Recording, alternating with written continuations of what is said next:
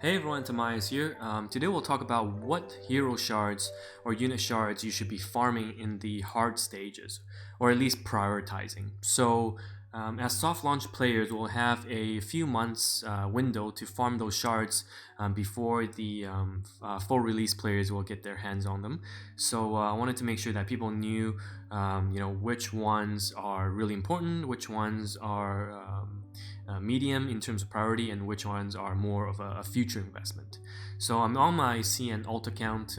As I've explained in the previous video, my main account is doing CB, or my guildies are doing CB on my main account right now because I was so busy making videos for the English soft release that I didn't really have time. Thanks to them, I can have some time to make this video on my alt account. So looking at the first map, Kokoro is definitely good. So what you want to do is essentially farm the Kokoro as well as the UE stages. You want them to reach level 3 because that's when they become really good in terms of the PvE modes that you'll need them, like the dungeons, the clan battles for Kokoro. So 1-1 Kokoro, 1-2 you can skip. Mifuyu, there was a Reddit post about why she's great, but I hope all of you guys know that the person is trolling.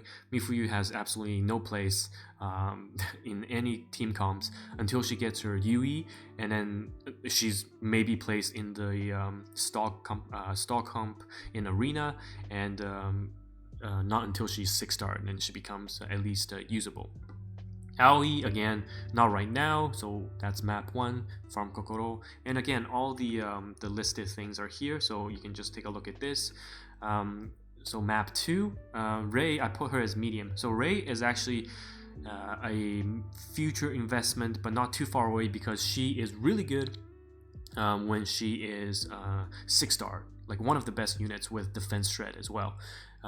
But before she is 6-star, so that's about 1.5-2 years away, she has a decent UE, also unique equipment, which also allows her to do decent damage and defense shred. But you have plenty of time to farm her shards later on, so I wouldn't put her as top priority to farm right now, but you can farm her stages if you need her equipment drops initially, because do note that the drop rate for equipments in hard stages is much higher than normal, and they also cost more stamina, so it's a trade-off. Also in map 2 you have Yui, and again, like I've previously said, you want Yui and Kokoro to reach level 3, so we'll be farming that.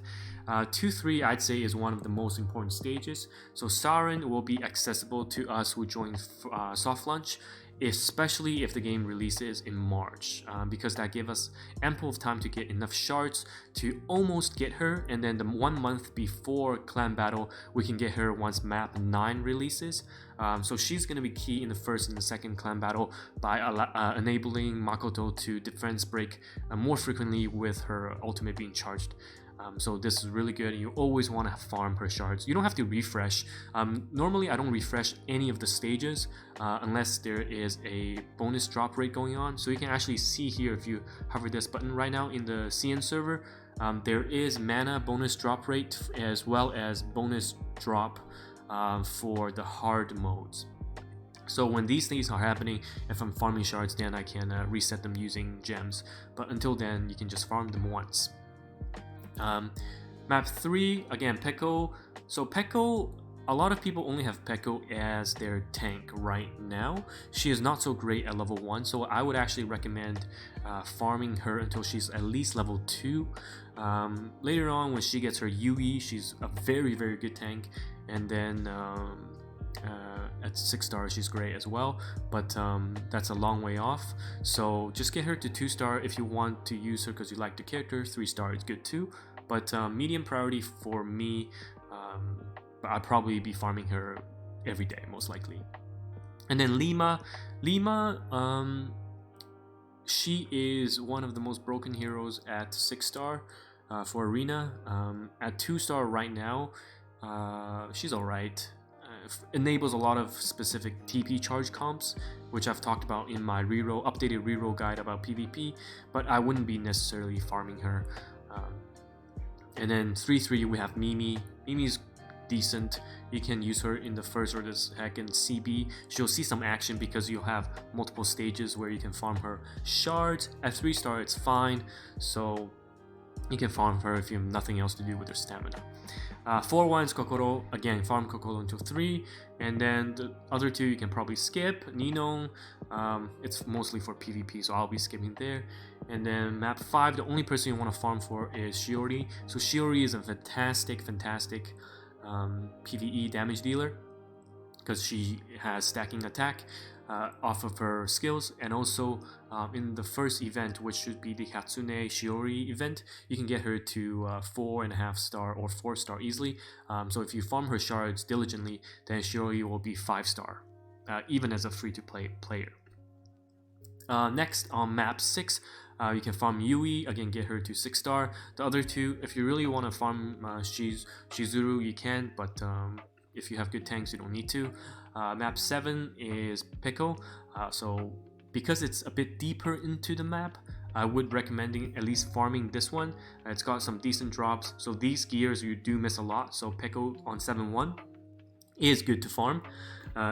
Eriko, she is really good after her Yui, but that's a long ways off, so you probably don't need to look into it right now, but I think the drops for this stage are not bad, so you could consider it. Shinobu, you can get her till 3 star if you want, mostly for clan battle, and it's not too late to start, maybe a month or 2 later if you want.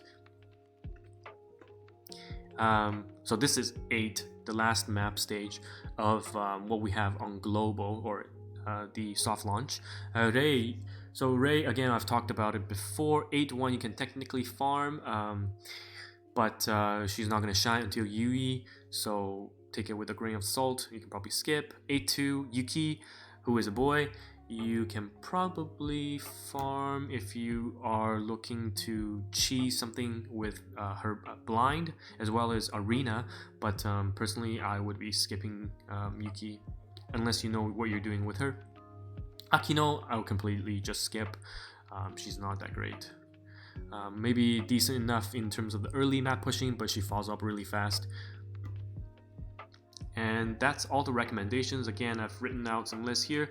I think people will have different takes, based on if you're a PvP player and how you plan, how early you want to plan for certain unique equipments or certain 6 stars. But right now, this is, I think, a fair assessment of what you should focus on. Let me know if you have any questions or comments. Just post them in the video below, and then I'll try my best to answer them. And also let me know what other information you want me to share in terms of guides, and I'll be happy to make them.